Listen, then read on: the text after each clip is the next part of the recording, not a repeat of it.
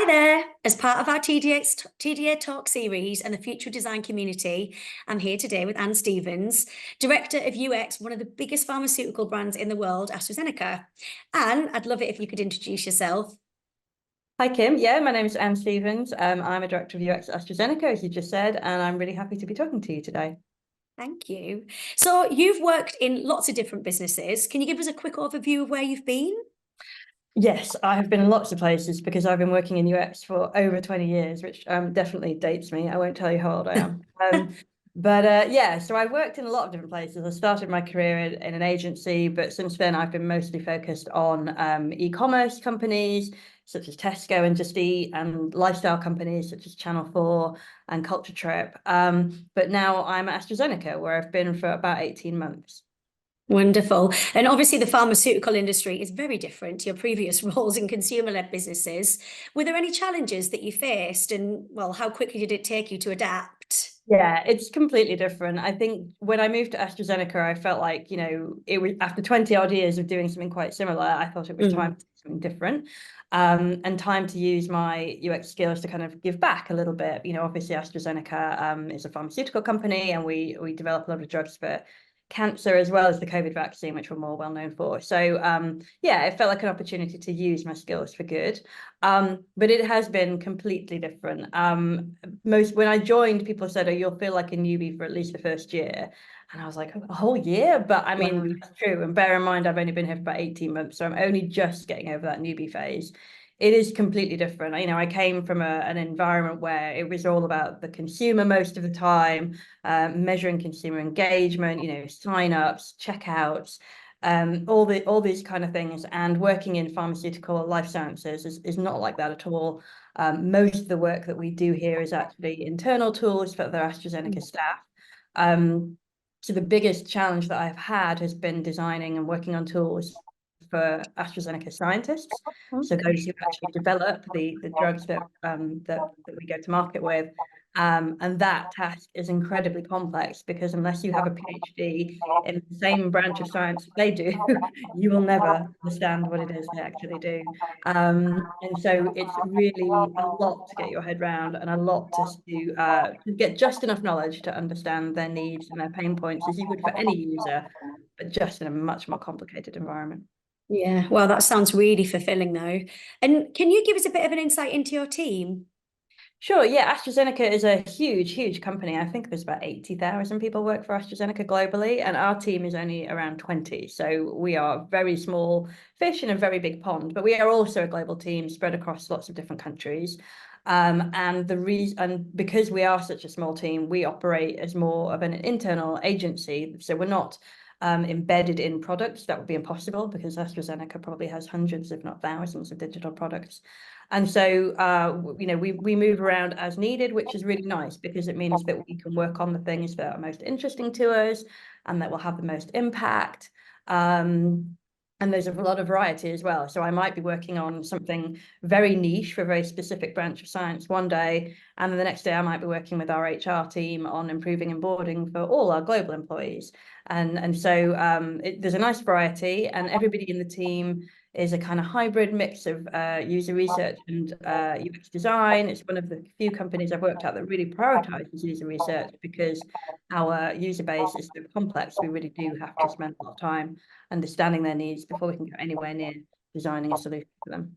Wow, okay. And what about like early careers? How does AstraZeneca support early careers within UX? So yeah, early careers is something that's really important to AstraZeneca as a whole, and we do have our own branch of that within UX. So we do have a UX apprenticeship program, which I think is relatively unusual in the UK. I don't think there's that many companies that offer that.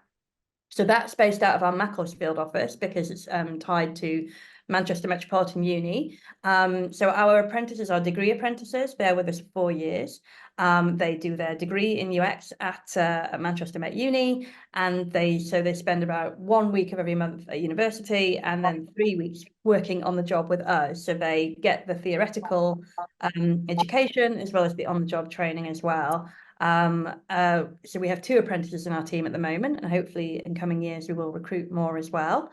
And then in addition to that, we also have a kind of formal secondment arrangement whereby anyone in AstraZeneca can say, oh, I'd be really interested to learn about UX, and they can spend maybe 3 months shadowing our team. And we've had quite a few people from different teams in different countries shadow us and just get to learn more about the career in UX. So yeah, early careers and just general spreading the knowledge about UX careers is something we feel very strongly about. That's fantastic. And what about when hiring? What do you look for in case studies, and what advice can you give to UX talent to make sure they stand out from the crowd? Because I know that's a difficult one at the moment. Yeah, so case studies are a really key part of how we hire at AstraZeneca. We don't like to give theoretical tasks that people have to go away and do, in their own time. We prefer it if people come in and tell us about a project they've already worked on, because I think A, it's more realistic, and B, it requires a lot less time investment from the candidates. That's how we like to work. But I do think the way that you present your case study and the case study that you choose is really key. So I would just advise people to choose a case study that really does showcase their skill set. That doesn't mean that it has to have been a project that went perfectly. There's no such thing as a perfect project, and we wouldn't expect that. But what's really interesting actually in a case study is to hear about how you coped with what wasn't perfect and how you worked around those situations.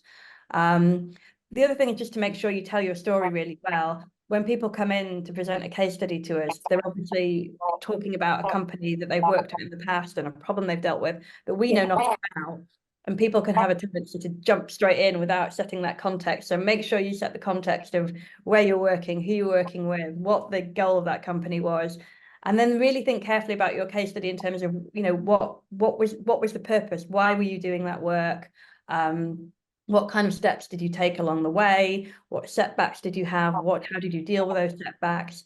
And ultimately, the so what happened at the end? You may be that nothing good happened. Maybe it all went horribly wrong, but that's okay. Like, tell us about that and tell us about how you mitigate that and what you might do differently in the future. But make sure you have a sort of beginning, middle, and end to your case study, and you can really explain your process. We don't want to see your beautiful end state wireframes and what went live. We want to hear about the nitty-gritty of how you worked along the way, who you worked with, and how you got to where you ended up. That's really helpful. Thank you. Also, what's your thoughts on what makes a good IC versus a good people manager? Really keen to find out. Oh, I think this is quite a hot topic at the moment, because It is. I think there are a lot of people who are incredibly good at the craft of UX, whether it be research, design, content, whatever it might be. And I think we have a problem in career ladders in UX that you can reach a sort of ceiling where it's like, oh, if you want to progress, you need to stop doing the thing you're amazing at and start looking after other people doing that thing. And for a lot of people, that's really not what they want to do. They want to keep progressing in their craft. And I think, you can end up in this situation where you have people who are reluctant people managers, or maybe just not great at being people managers because they miss doing the craft. So I think, if you're thinking about going into management and you think that might be where you want to direct your career, you have to be ready to give up the craft. I do still occasionally do hands-on user research and hands-on analysis. I do that at AstraZeneca, but there are some jobs that I've worked at where I didn't, and I was completely hands-off, and you can feel a little bit guilty about that, but you have to get used to it. So you do have to be ready to give up that day-to-day delivery and instead coach other people to do the best job that they can. And you do have to, as UX people, we always say we're empathetic to people, but you really do have to have that to be a line manager. You have to care about your team. You have to care about their problems. You have to celebrate their successes. You have to be there for them when they have a problem. There is so much of the job is literally looking after your people, and you have to want to do that. And then you have to want to spread your wings outside of your own individual team and influence and advocate for UX across the business. So advocating up to senior management, advocating out to adjacent teams to make sure that the team and the work that we do is as well known as possible and as valued as possible, and that we're influencing decisions. And I think that if you don't want to do all those things, and if what you want to do is be the most amazing user researcher or the most amazing designer, then I hope that we get better as an industry at creating roles for those people. I know we're getting better at creating principal and staff roles, but I would love to see more very senior roles for those who want to stay as an IC, so that people don't feel forced into a management role that isn't a good fit for them. Yeah, it's definitely something I'm seeing more and more of. So that's really great. And thank you for that. So my last question for you, what does the future design look like? Well, I think I have two questions for that. I think one specific to AstraZeneca and one general answer. So I Yeah. think generally, I'm obviously going to say AI. Who isn't going to say AI when you ask them that question? And I think, there is this fear at the moment, like AI is going to steal our jobs, nobody's going to have anything to do anymore. I don't think or hope that will be the case. I think we need to get smart about how we use AI. I think we need to use it to do the more boring, the more simple, the more admin things. I think talking particularly about user research, which is my speciality, I think there is a lot that we could do research ops to get AI to do the boring things about setting up interviews in the first place, finding slots and calendars, really dull stuff like that. But also then, speeding up our analysis, looking for patterns in the transcripts, looking for themes, helping to create summaries, not to do our job for us, but just to kind of get us going. And then as human beings, we can then look at the patterns and the summaries that AI has created and bring the nuance to that only a human brain, I think, can bring. So I think it's more about making us more efficient and making us more specialist, I guess, and taking away some of the grunt work. I would hope that's how it will evolve. Yeah. And then speaking from a more AstraZeneca point of view, I'd just like to say that like UX in life sciences is very, very immature compared to maybe, for example, UX commerce. It's very new. It's probably only been around for less than 10 years, I would say, that UX has been a thing for life science, but we definitely see that growing. I mean, obviously we have a team at AstraZeneca, other big pharma companies have teams as well, and some of the smaller health tech startups are starting to bring in UX designers, UX researchers as well. So I do think that, it is a niche area. It's very different to working in the majority of places where you might find UX, but it's also very interesting and very future facing, obviously. So I hope to see UX within life sciences grow over the coming years and become something that maybe more people would be interested in working in. Great. Well, thank you so much for joining me today. I am really interested to see UX growing within this area. Thank you, Anne. Thanks very much, Kim. It's nice to chat to you. And you. Thank you.